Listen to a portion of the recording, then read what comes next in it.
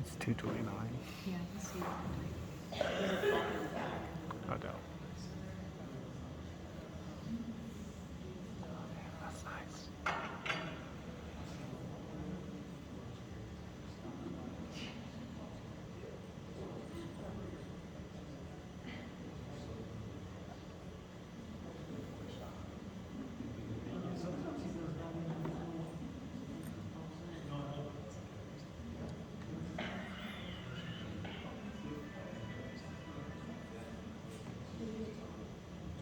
Check one. Ooh. Test one. Test one, two, test one, two. Oh, no. Test one, two. Test one, That's two. definitely not my voice. Test one, two. Yeah, we're gonna Test one, two. hang out for technical difficulties. Test one, two. That would explain a little bit of the feedback. That would explain where the And interference it's is coming literally right behind us. Little hallway back there.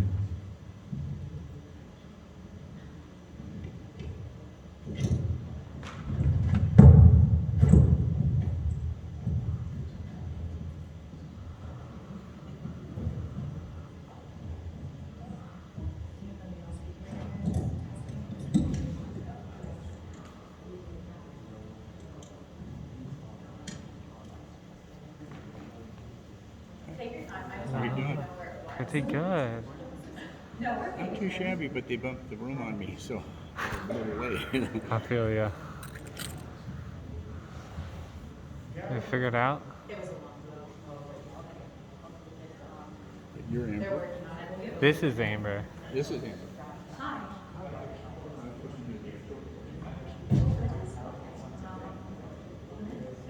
So whenever you're ready, let me know. We just have what was your name?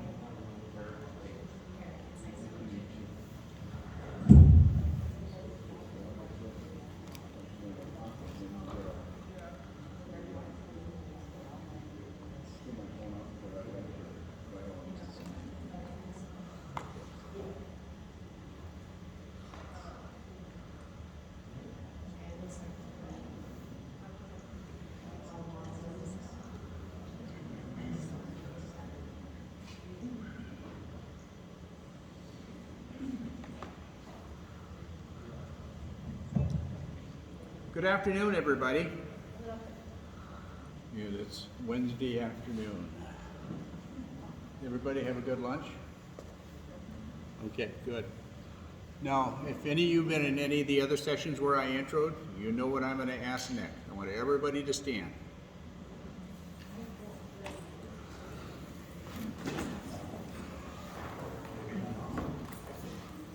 What I want you to do is turn to the person next to you and thank them for you all being safe.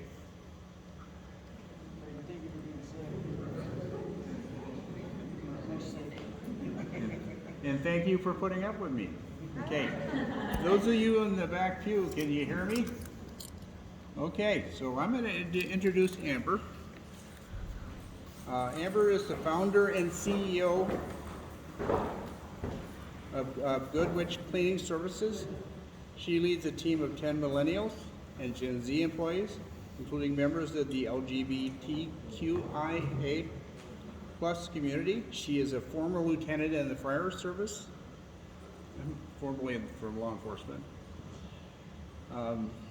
She has been a leading peers from a very early age. She started her company in 2017 with $100 of cleaning supplies from Dollar General, and she had used her own vacuum. In almost 4 years, with no capital investments, Starling has grown it to a $500,000 a year company.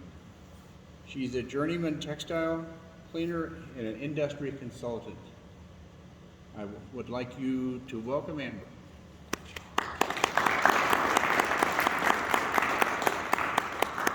Hi, everybody. Okay, so by a round of applause, how much fun are you having at this convention? Do I have any first timers?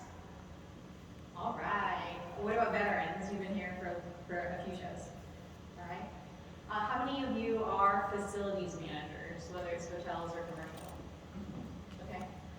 What about residential cleaners? Only a couple? Okay. How many of you clean solo? Okay. And then what about your team size? Like 1 to 10? All right. 10 to 20? 30 to 50? 50 plus. Okay, so we've got quite a spread today.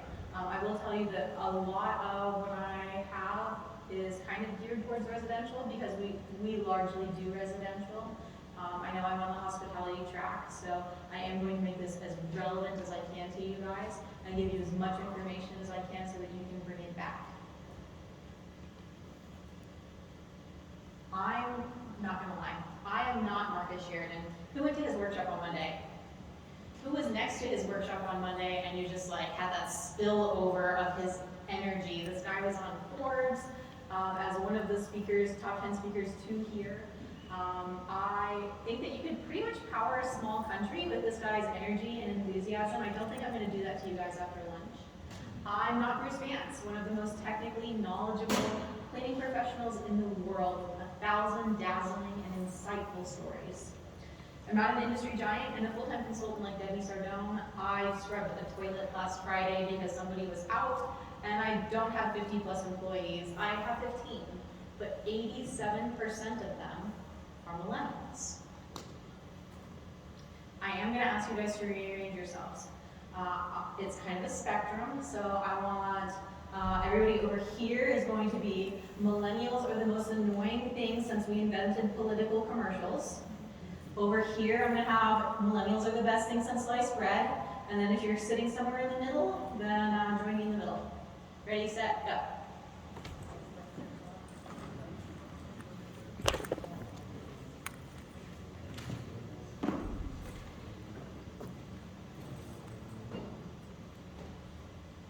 Oh, we got a lot of the most annoying since political commercials. How many political commercials do you guys actually listen to?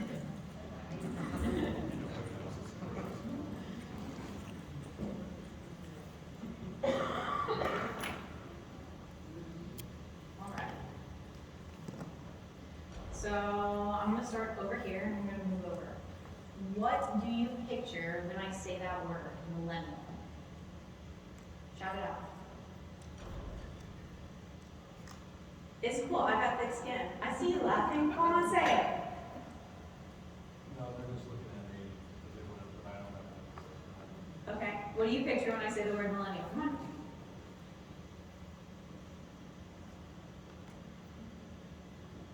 Lazy?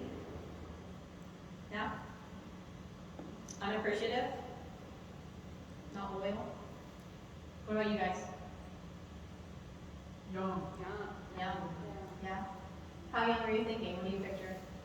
Oh, anybody younger than me? No. 30 as well. Okay. Okay. What else do you guys picture when I say that word? What adjectives come to mind? I'm sorry? Unappreciative. Know-it-alls. Know-it-alls. Yeah, heck yeah, we are know-it-alls. Okay. Tech savvy. What's that? Tech savvy. Tech savvy. Okay. Yeah, that's nice. When you picture a millennial, I want you to picture me. I'm 28 years old. I've been working since I was 14. While I was in the fire service, I dedicated myself to two things: improving the department and making the boys look bad. I dropped out of college, I kind of did the math, and a degree in journalism was not worth $40,000 in school debt. When I moved to Kansas and no one would hire me, I started my own company. And when I saw that other organizations were failing to meet my community's needs, I started my own nonprofit. I want you to picture Jess, my general manager. She was raised as a boy in a cult-like sect of Christianity, discovered as a young age that she is female, got disowned by her family, and spent much of her childhood, homeless on the streets of Topeka, Kansas. She worked her way up and out of poverty with perennial stubbornness and determination, and is now working to inspire transgender youth to become their best selves. I want you to picture one of my facilities managers, Gabby. She's a first-generation immigrant and a DACA recipient who, despite being pretty soft-spoken, is bilingual and universally adored by all of the instructors whose buildings she maintains. Autonomously, I might add. I want you to picture my field operations manager, Ellie. Can I say this in a hotel setting? I stole her from a hotel where she was the executive housekeeper. She's an artist who thinks right now that her only media are glass and canvas and paint, because she doesn't understand yet the brushstrokes that she leaves on people made out of kindness and patience and empathy. Millennials aren't hard to understand. The hardest part of it is to remember that we cannot be described by a single adjective or phrase, and we cannot be represented by a single avatar. I can give you generalities about the generation, and I will, because we can use that data as the "you are here" sticker on a map. It's so that we know where to start. But the first thing to know about millennials, I'll give you guys for free. It's that we want to be seen and valued as individuals. So millennials aren't kids these days. We're in our 20s and 30s. We're young professionals who make up the largest generation in the workforce. We are unbelievably diverse. 25% of us are bilingual, with Spanish and Chinese being the most common. We openly navigate the world with a wide spectrum of gender identities and sexual orientations, and we love exploring and expressing our individuality. Sandwiched between wages that stagnated way before we were even born and skyrocketing costs of living, housing, education, and medical care, we are desperately poor. Only a small percentage of us are homeowners, and 88% of us abandon rural America to find cheaper rent and stronger job markets in cities. While we are the most educated generation, a lot of us are disenchanted with higher ed, and we're looking for meaningful careers in blue-collar work. This is something that our industry is positioned really, really well for. So where are the millennials, Amber? How can I come get them to come and work for me? There's not really a place that all millennials hang out. It's more a state of mind. We're tired. 84% of millennials are actively experiencing burnout, representing a mental health crisis that the world has never seen before. 84%. Why? because our needs aren't being met. In fact, between our jobs, our families, and society as a whole, our needs are actively being threatened. Threats to our physiological needs include facing eviction, non-renewal of leases, food insecurity, and insomnia due to stress.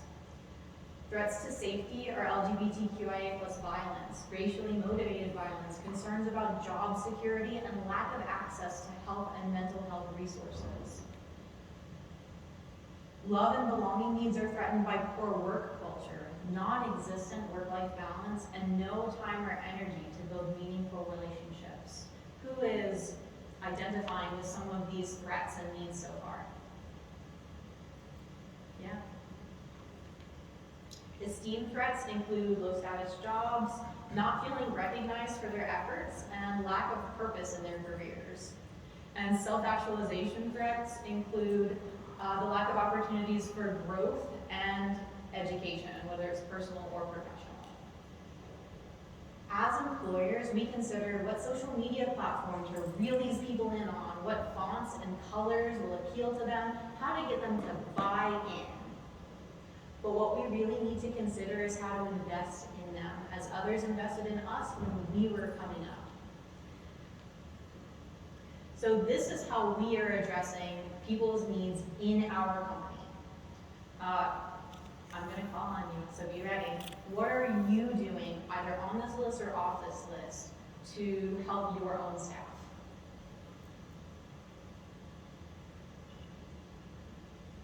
What are you doing to meet people's needs beyond just signing their paycheck? Rounding with them on a regular basis, asking them, what can I do for you? What do you see? Like, one of the questions I'll ask is, what's driving you nuts? What is something that is, that you're frustrated about, that you want to change? And then they'll say, and I'll say, and what ideas do you have to change that? And how can I help implement that? So I think part of it is just, it's so important that not just millennials, but people are heard, their voices are heard. That's how we meet their needs. If they can play a role in change, that's really vital to the strength of any team. Awesome, love it. What else? Mental health days. Mental health days. That's awesome. Are they paid or unpaid mental health days? They're unpaid. Unpaid, yeah, but you're not penalizing them or judging them for needing that. Love it. One thing that I try to make sure of is that they understand that we want them to be safe in a client's home, and if there's ever situations that they feel unsafe or feel talked down to or belittled, that we would rather lose the client than lose them. Okay, we'd rather lose the client than lose you. That creates safety. Anybody else? Okay, I'm gonna highlight some of my favorites. So, childcare assistants. We are not closed for Thanksgiving. Who is closed for Thanksgiving? Literally nobody. You know who is closed for Thanksgiving? USD 383, the Manhattan School District. So my team lead had coverage for her 5-year-old up until recently when her husband got a new job. And now he can't keep the kids over Thanksgiving. I could get mad. I could be like, man, she's been with me longer than he's been at his job. Why am I the one who's getting messed up on this? Isn't her job here more important than his new job? And the answer to them is no. They really need both incomes to raise a family. And I could help pay for drop-in care, but I can't really afford that. So I'm gonna have an assistant next week. His name is Nolan. He's this many, and he likes dinosaurs. If you can't spend the money on your people, consider whether or not you're able to spend the time. Client screening. So we use our initial walkthrough not only to produce, an accurate pricing for them, but also to screen clients for crazy. If there's a single red flag that the client may be rude, condescending, or discriminatory, I immediately switch to a diversity interview. So I'll say, hey, just to let you know, ma'am, our stated mission is to prove that you don't have to be an evil corporation to be a successful company. Our staff are Afghani immigrants, DACA recipients, we're transgender, gay, and minorities. Is that going to be a problem for you? So Sometimes it is. I recommend another company. Recommend a company I don't like. Because I don't want to deal with that. And what it comes down to when you're like doing residential cleaning is they, your clients, create your culture because you're in their homes and you're dealing with them. When it comes to working in a facility, making sure that you have a code of conduct for how people treat your staff. So if there's somebody in the facility who is mistreating your staff, then as a manager, you can handle that and correct the complaint. Going it back. So the customer is not always right. Sometimes the customer is mean. A realtor we were working with was consistently and deliberately misgendering Jess one day. She texted me from the passenger seat of the work van in the driveway, practically in tears. And I went over to the job site, I investigated it, I figured out he was definitely in the wrong. I called him and I told him that he was banished from our job site for the rest of the day. If I saw him before midnight, I would pull the team and I would charge him full price. I also told him that he owed her an apology, and in Jessa's employee file on legal paper handwritten is a letter of apology from a realtor for being a jerk. So if you're going to bat for your staff like that, and like he said, you know, if you feel unsafe or you feel belittled or talked down to, you can come to me. You can remove yourself from that situation. I'm not going to penalize you. That creates safety. And acceptance. We recognize that like wild hairstyles, tattoos, piercings, they don't really have a bearing on a person's work ethic. They literally just reflect their individuality. So we have religious uniforms, we have a uniform policy, but we don't police people's bodies. And in our name tags, we actually have first name, preferred first name and last name, and then their pronouns. And that's something that just helps them to feel accepted in their work environment and helps them self-advocate with clients if somebody is misgendering them. Did you guys have any questions about these that I didn't cover? Cool. So, how can you address needs for people in your company? Who has some ideas? Nobody? Man, we ate a big lunch, didn't we? Is everybody tired? Take surveys. What's that? Surveys. Surveys. I love that. Yes. You have to ask, right? So you have to start connecting with the people who are currently on your staff as individuals. If you don't ask first, you're going to spend tons of money chasing your tail and trying to address what you think they need instead of what they actually need. So it can be a survey, but there are some other like really good face-to-face ways to open this conversation in some situations that you might not have thought of. Employee reviews. So employee reviews used to be a one-way street. I am reviewing your performance. You did a great job, congratulations. You did a horrible job, please fix it. That's really not the case anymore. Kind of use this as an opportunity to be a two-way street. Let your employees review you too. And we have some questions here that we use. On a scale of 1 to 10, how well does the company meet your needs? If you can change one thing about the way the company interacted with you, what would it be? What needs do you see not being met? What would your ideal resolution be? And which employee benefits are your favorite and why? So these, because they're part of an employee review, we are doing it with a name on it, but we'll give them those questions ahead of time, about a week ahead of time, and let them look them over and think about them. One of my employees mentioned during this process that she really wanted her kids covered under that medical coverage. And so I told her that I couldn't offer that to every technician, but I would be very open to negotiating that for a team lead. So you know what she did? She worked really hard and became a team lead. Benefits don't have to be a one-size-fits-all. You can say, you know, for this position, we're willing to offer benefits up to this value and have some customization options for people, you know, whether they have kids or don't have kids or what their life situation is. and kind of find out what are the things that would actually matter to them.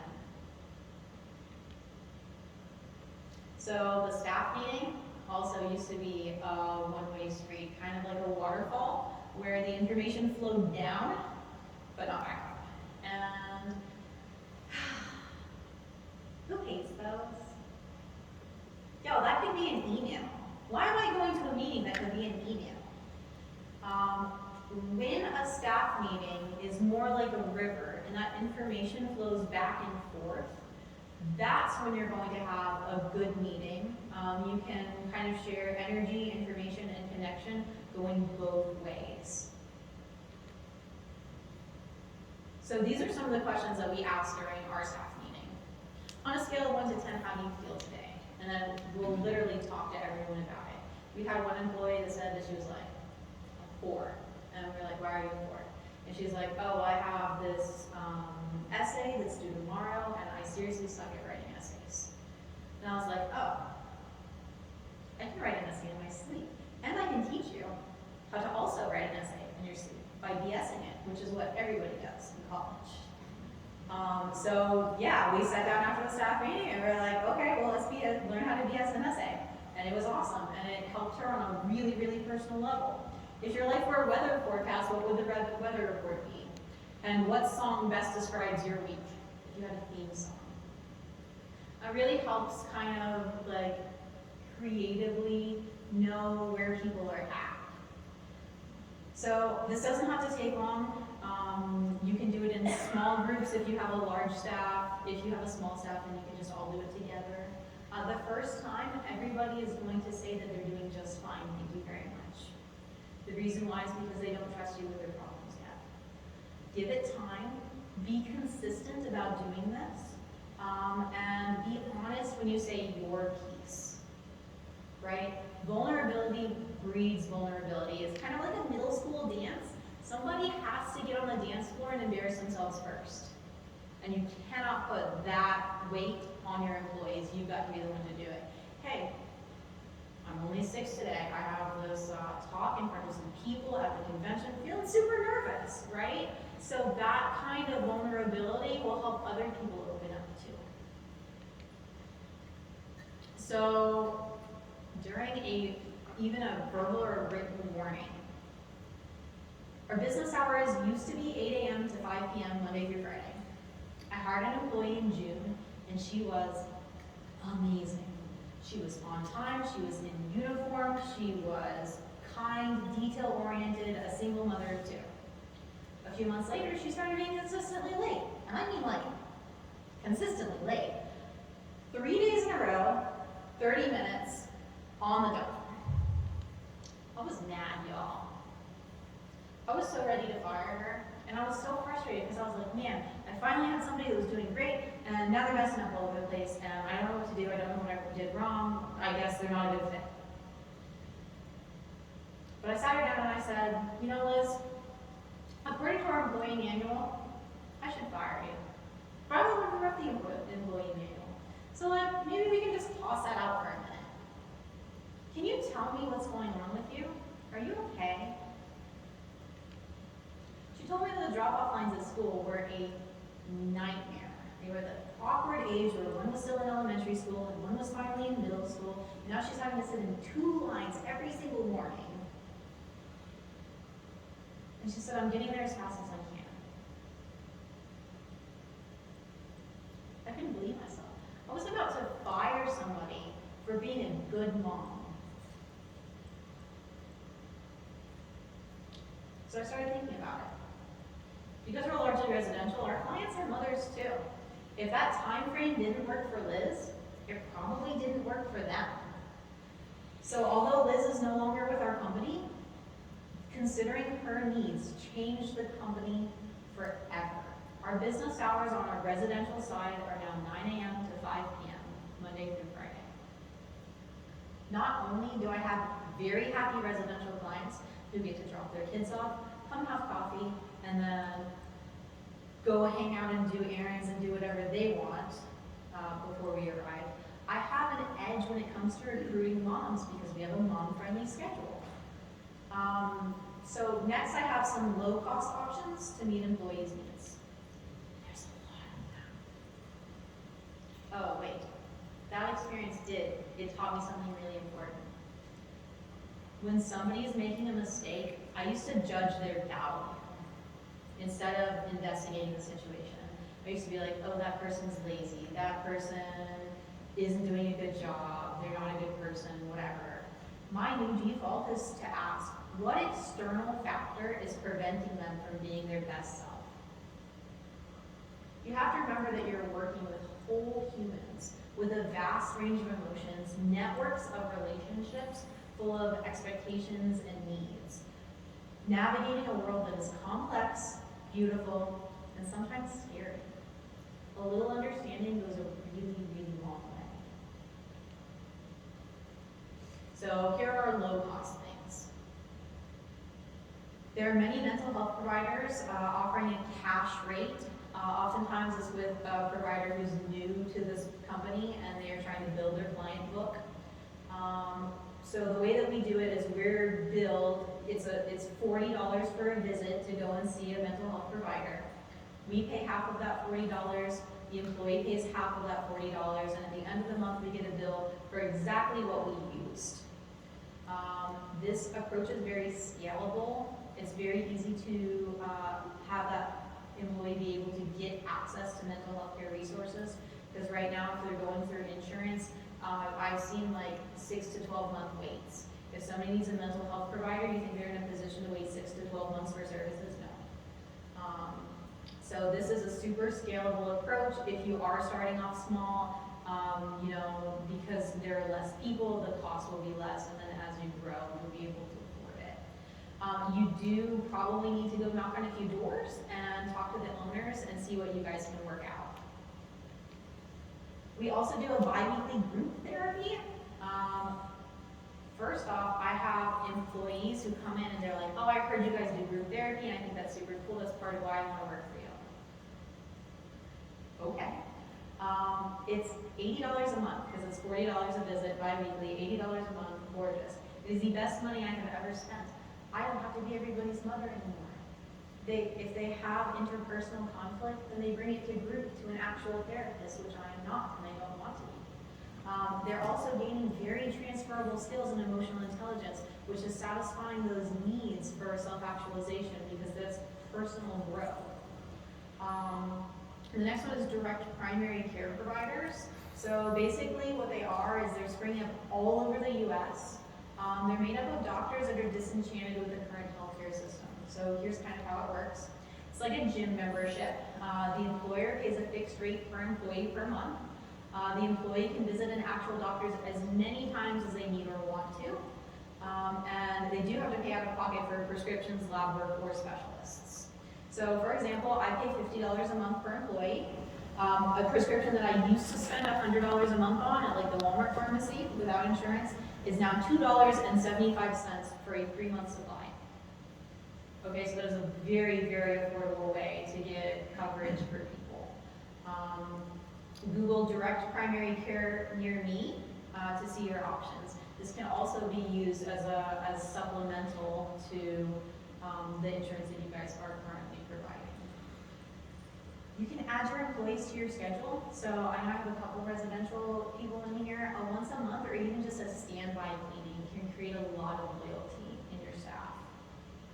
For larger companies, an in-house daycare provider can be a huge selling point. There are actually companies that work on, bringing this in-house. If you don't have multinational corporation money, you're in good company, and neither do I. You can consider offering childcare spending accounts or bonuses to subsidize the cost associated with being a working parent. And so that's where having options for benefits comes in, because if you have somebody, the problem that you can run into is, you offered her extra benefits because she has kids, and you didn't offer anything to me, and I don't have kids, so it's not relevant. That's where you can have different options that they can choose from. So what if you're not there yet either? What if you're just starting out? Here are some tips. They cost $0. Change your mindset. Some owners think that they're doing their employees a favor by giving them a job. Without your team, you would be a solo peak. Scalability, efficiency, and profitability are potentials that are unlocked by your team, not you. This minor data shows that micro success is not possible in residential cleaning. A company needs to reach $500,000 in annual sales before a non-managing owner can be paid well. Your staff is the basis of your success. They're doing you a favor by building your dream. Never forget that. And in a larger company, if you're a facilities manager or a general manager, do you think you can clean that facility by yourself? No, you need your team. The team is what makes things happen. So, changing your mindset towards millennials. I was at the round tables last night, and my table mates said that they were struggling with millennials. They don't want to work, they'll leave you for anything, they aren't team players. Y'all, I wanted to get up and go to another table right then. I don't know, if you believe that millennials are lazy, unappreciative, and disloyal, you don't even have to say it out loud. We can feel it. And we don't stay where we don't feel wanted. Creating safety through communication is an absolutely vital skill. When you're leading and motivating humans, which is what you guys do every day. Fight or flight is not a state of mind in which we can build relationships, trust, or loyalty. Whether it's delivering negative feedback, announcing a new policy, hiring someone, firing someone, or any other form of communication, you have to consider whether or not your words reassure your team member of their place on the team. So we're going to go through some negative feedback. This is what we used to say. You messed up this job site and I feel that a customer complaint. Go fix it. What's a better way of saying that? You could ask them what happened. Like maybe it was just a bad day for them. We don't know. We're not in the home. Maybe the client was there and hanging over their shoulder or asking for things to be done specifically their way. We need to hear their side of the story too. Absolutely. Okay. What are other ways we can approach this situation? Before I go to my team member, I work on a military base. So a lot of what you're saying, I don't have that flexibility. See, none of it's not. Yeah. So when my inspector will come and say, hey, the guys didn't do this, I talk to him first. What did they not do? What time did you inspect their work? Because I do not like people telling me my team didn't do their job. But my team is awesome. So I know my team did their job. There you go. They don't tell me they didn't do it. So if I find out that they, okay, this inspector is correct, now I need to go and get with my team member. Like you said, hey, what went wrong here? Did you know what you were supposed to do? Why would you have accomplished it? It could have been something as simple as, well, I couldn't clean the restroom because our policy is you can't clean the restroom if somebody's using the restroom. Well, when I went in there and put my do not enter sign on the door, somebody walked in there anyway, so I grabbed my stuff and left. So now the customer does say that they didn't clean the restroom. Right. So, Okay. So what if you found out that they did actually make a mistake? How are you going to handle that? how do we do? Make them go back and Yeah, make them go back. offer the client for them to come back and Yeah. So we do offer for them to go back, but the way that we frame it, we have to be really careful because if we're coming from a place where we understand that people are generally good and they're doing their best, then we have a lot more success meeting them where they're at and getting that cooperation. So you can say, hey, customer complained about this job site that you managed yesterday. I know that you're under a lot of pressure and I'm not upset with you, but we do need to make the client feel valid and valued. What time today can you go back and address their concerns? All right, somebody just walked in late to your staff meeting. What are you going to say? Good morning, thank you for joining us today. Just ignore it, keep rolling. They know they're late. Ignore and keep rolling? Okay. So So we run into this, who has teenagers or raised teenagers? Nobody? Okay, there you go. They're hanging out in their room, they don't wanna hang out with anybody, they come down to dinner, to actually be with the family, and they're like, oh, look who finally decided to hang out with us today. Does that reward that behavior? No. It makes them wanna go back to their room. So if you have somebody that shows up late for a staff meeting, yeah, you can ignore it and roll, they know. You can say, hey, I'm so glad you're here, here's where we're at in the staff meeting, and just to get you caught up, and then keep rolling.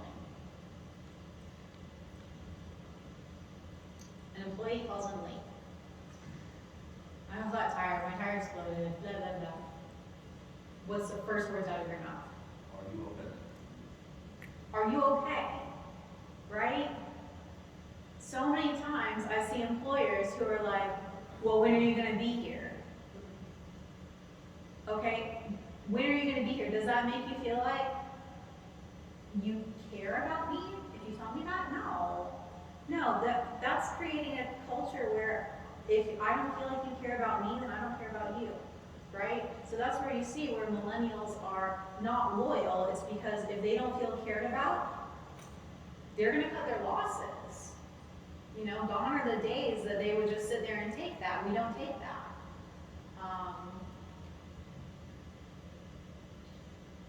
Recleans we talked about. What about if somebody comes in with a bad attitude? Are you gonna respond? Hey, wipe that ugly look off your face. Coach them. What's that? Coach them. Coach them. Okay, how are you gonna coach them? By expressing what the behavior is. Mhm. So it's always a phone. Right. You can read the attitude coming in the door. Okay. So if I'm along back and then talking to them, sometimes it could be something that someone decided that they, Right. giving them a bad. So usually it's, so, and then I would tell my employees, don't let them dictate your day. You decide what time you want to have today. And it changes their perception because they're focused on what was said to them. Right. Right. What else do you do if somebody comes in with a bad attitude? I ask them about their life, like how's life going? Like Yeah. usually it's the outside factors, like, you know, relationship problems, parent problems. Absolutely. It's always something, it's usually never work. Right. You guys are familiar with the SWOT analysis, strengths, weaknesses, opportunities, threats. You can do a SWOT analysis on your staff. You can sit down with that person and figure out what's going on in their life. If somebody comes in with a bad attitude, I'm gonna make them a cup of coffee or grab them a bottle of water and sit down with them. If somebody's on a job site with a bad attitude, I'm gonna say, hey, look, it's okay, go take 5. And we can come back to this in a minute. You know? The way that they exist in your company is not the only context of their lives. They have 10,000 other things going on in their life that does not involve you. And so most of the time, it's one of those 10,000 other things that's affecting them.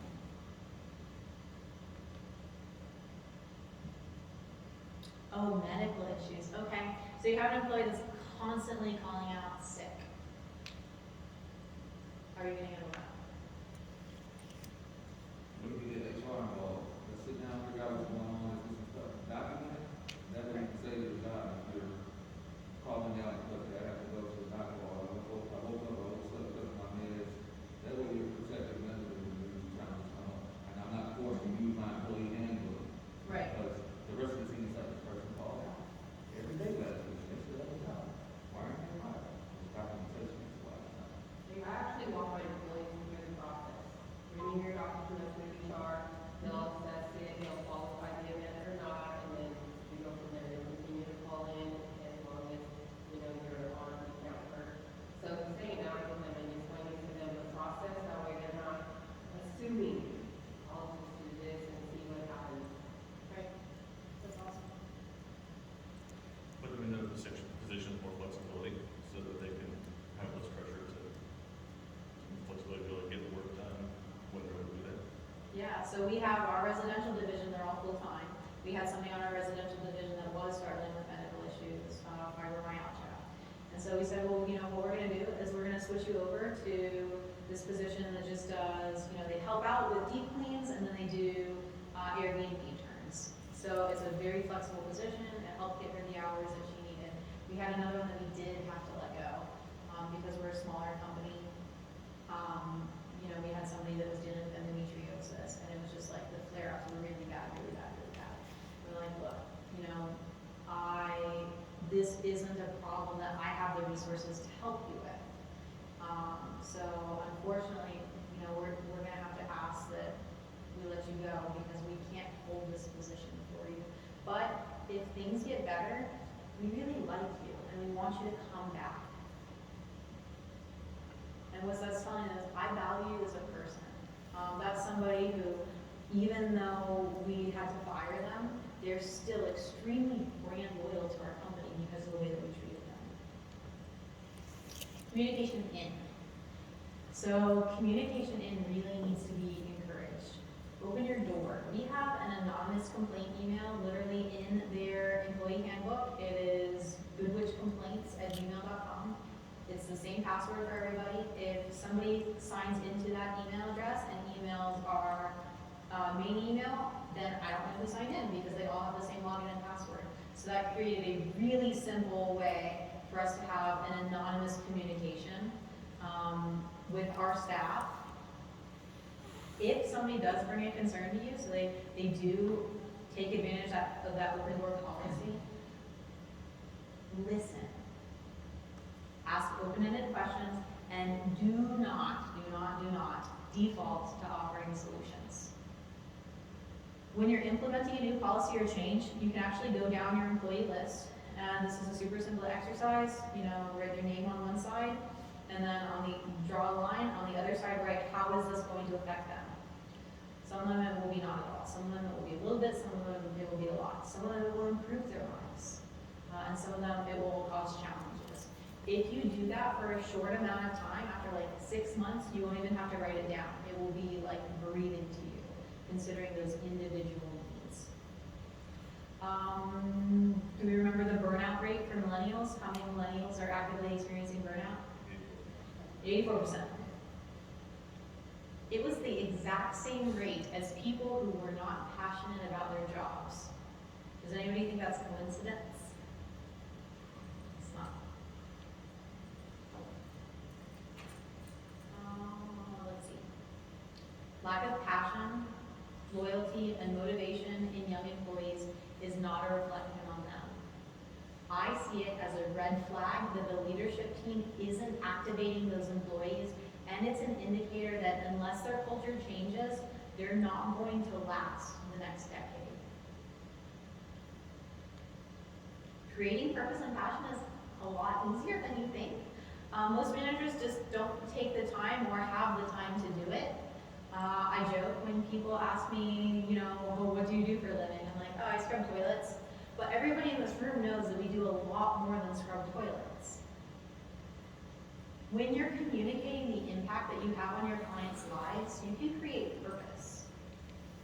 At every staff meeting, we bring in stories of impact. So who is your end user, and what are the ways that you impact them? Who's your end user? Who benefits from the cleaning that you guys do? And how do you impact them?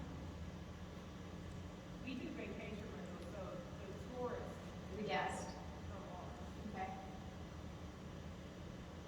Schools, the kids, Schools, okay. So the kids and who else? both as school staff, teachers. The teachers, yeah.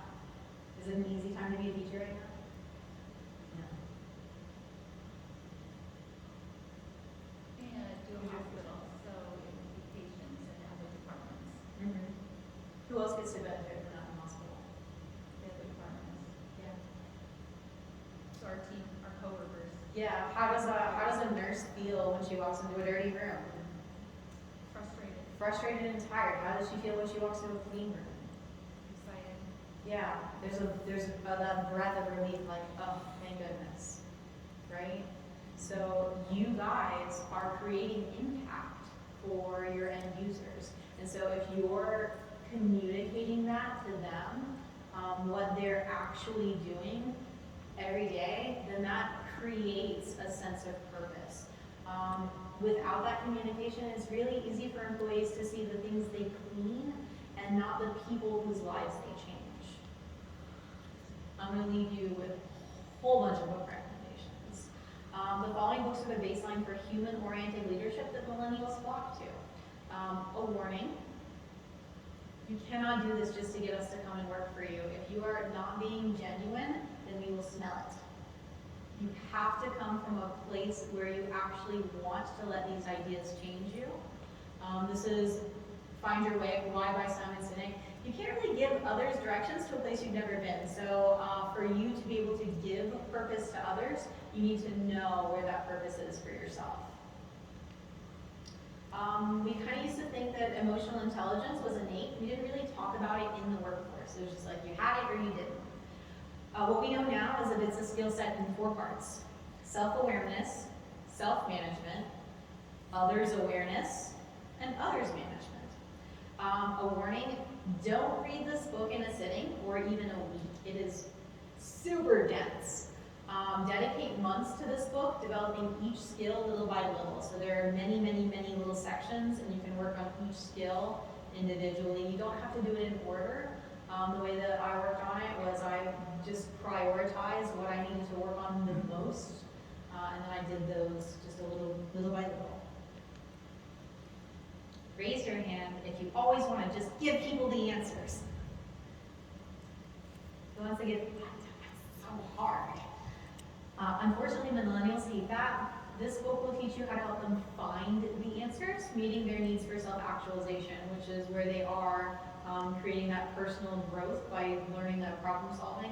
And it takes pressure off of you where you don't have to be everybody's mom anymore. It has multiple different sections, multiple different questions, and it's a lot of skill building. It's a really good book. This one is really important. Love and belonging needs are met by businesses who are radically changing the way that teams are built and managed. Seth Godin is a thought leader on creating organizations to which people are loyal because they feel like they actually belong there. Loyalty in millennials is to the tribe to which they belong and also to the leader that looks out for them. I trust a leader when I feel like they are protecting my interests harder than they're looking out for their own. So in Leaders Eat Last, Sinek discusses how to be a leader worth following. So why is all of this important? Because millennials aren't unique. These are human needs. All of your other employees want this too. If you think that Gen Y is hard, you just wait. We have edgier, more obnoxious little siblings called Gen Z. And if you miss the mark on treating people like people, I have really bad news for you. You're going to lose your people. The current data is that about 30% of people are actively looking for a new job while they are still employed. 70% would quit now for the right employer. So if somebody walks into your facility and they see somebody who's doing an amazing job and they really like them, do you think that they are just going to be like, wow, what a great experience? No, it is a dog-eat-dog world right now. They're going to give them their business card and be like, hey, how much are they paying you? Okay? 70% of them, if they gave them something better, would be like, okay. I'm going to leave you with a hospitality quote that stuck with me for quite some time. If you take care of your people will take care of your customers,